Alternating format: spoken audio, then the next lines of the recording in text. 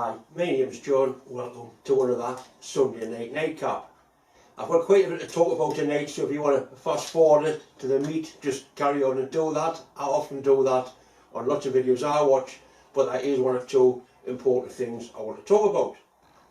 The first thing is, my dad's home. I've got him all sorted out. He's back in his little apartment, feeling happy. I'm really pleased about that. I'd like to give a massive thanks for all the staff at the RVI hospital in Newcastle. As one or two of the lasses on the ward said they were going to watch my YouTube channel tonight, so I really do mean it. Thank you very much for looking after my dad. Last weekend I was at the NEC at the Classic Car Show. I was invited down by my friend Rob from Extreme Plasma. I took Deb with us and we had a good couple of days wandering around and seeing exactly what there was to see.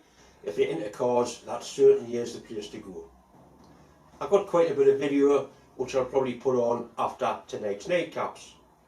While I was there, I met three guys that Rob's also helping with plasma tables. The first lad was a lad called Matt. Matt has a YouTube channel called Urkfab. He does custom cars, modified cars, quite a lot of body work and mechanical work, suspension work, certainly worth a look on his channel. The second guy I met was a lad called Trev. Trev has a YouTube channel called Trev's Blog. He does old school body work, the way it used to be done, the proper way of doing things, really well worth a look. The next lad was a guy called Jason. Jason comes all the way from Wales. What Jason does is sort of art stuff, tacking metal together, welding things up, making things out of basically what a lot of people will call junk. I'm going to put links to these three channels in the description box. It certainly is worth having a look. If you go there, give them a bit subscribe, click the button, it does make a massive difference. Right, on with tonight's nightcap. I'm going to do the draw for the two sets of calipers and the little engineer square. There is a few names coming in this week, 20 or 30. I'm going to put the hat on because my head is absolutely freezing, it's cold in here. Right, so I've just put some new names in the bucket. I'm going to give them a good mix up so everybody's got a good chance at winning. Right, and one picked out.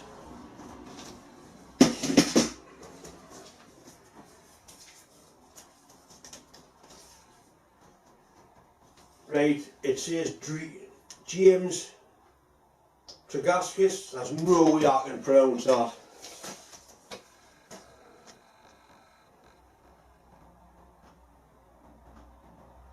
Right, James, all you need to do, send me an email with your address and I'll get these little items posted off to you as soon as possible. This week's giveaway is going to be for a little Mercer DTI. I got this given off Bob. It's a metric one. He's had it apart, cleaned it, put it back together, absolutely mint, ready to go. It's got a mount on the back cap as well, which is very handy. I'll get a close-up shot of that a little bit later on.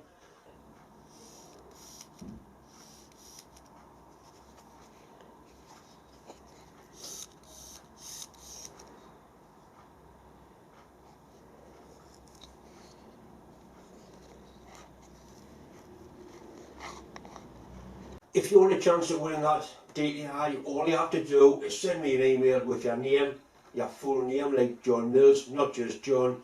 Your name goes in the bucket. If it's drawn out, you win. The name stays in the bucket, unless you win, in which case that's taken out. Anyway, well worth having a go.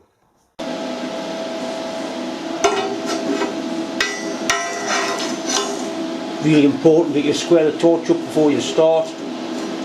The torch is mounted on a temper friction device, so if you crash the machine, the torch just booms out the way instead of damaging anything.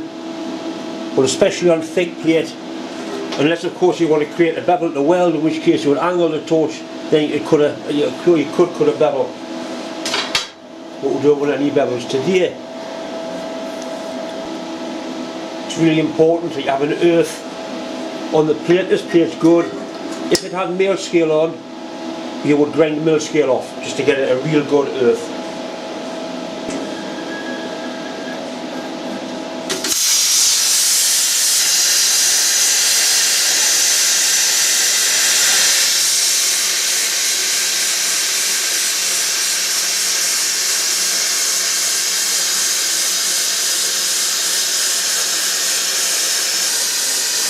12mm plate at 45 amps. It's cutting at 400 millilitres a minute.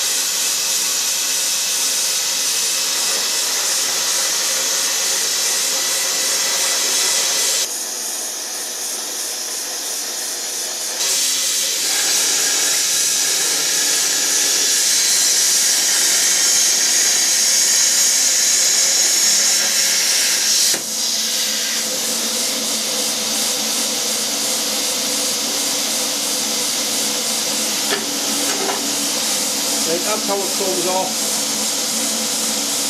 That dot just chipped off. That's a real nice cut.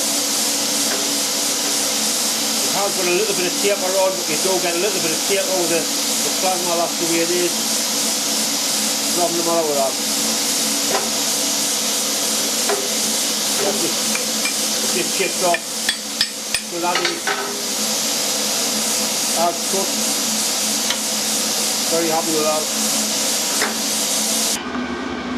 The lad sent us a pattern up for the last lifting plate.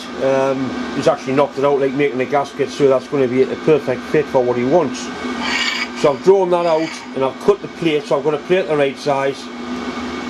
To transfer the holes, all I'm going to do, I'm going to glue the cardboard onto here, pick the centres up and then drill them, and then it's got to be right. It also wants a 1/2 inch UNC tap through the centre. So we'll glue that onto there. Show you how I'm going to pick the centres up and then go from there. The ideal glue for this will be some sort of contact adhesive, because I haven't got any. So I've got some rapid pin pack glue, so that'll do. And he can spend his time scraping it off.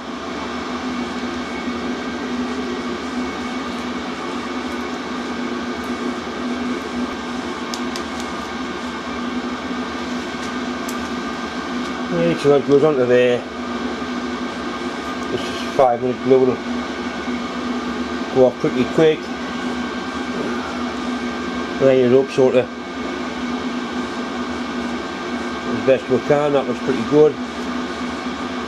Right, we'll let that go hard and then get the holes drilled. Right, the cardboard now was firmly stuck on there. Couple of parallels underneath there. I've got a transfer punch. You could line it up that way and punch it, but I'm going to put it in the chuck, use it that way, and I can jiggle the XY axis around until I get that to be a perfect fit in there. Drill that hole. I'll do all three, and then this plate or this bracket has got to fit because he made them holes off the job. If it doesn't fit, it's not my problem. Right, we'll get it clamped down and get some holes poked into it.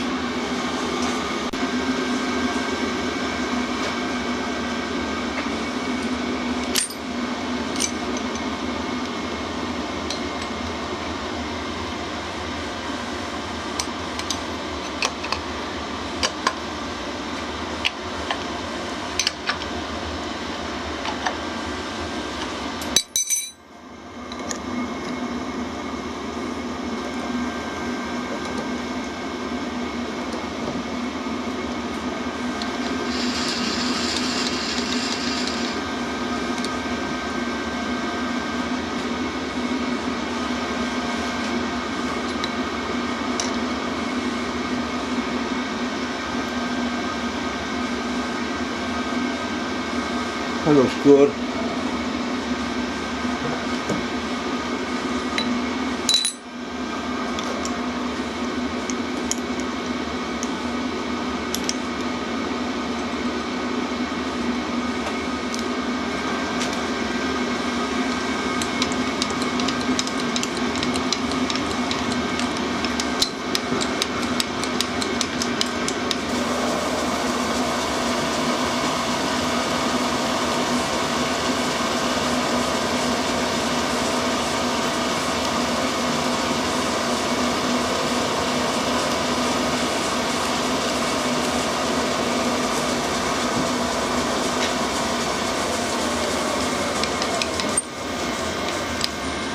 That's right in the centre, or at least as near in the centre as you need to be. It's only got to be as accurate as the job it's going to be doing.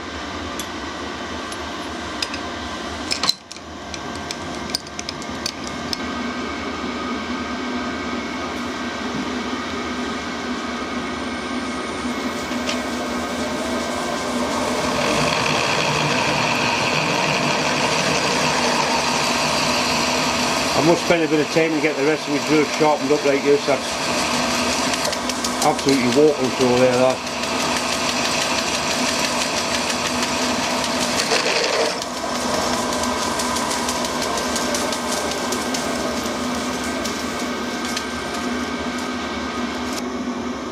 Right, I've marked the centre off, need a 1/2 inch UNC hole putting in there.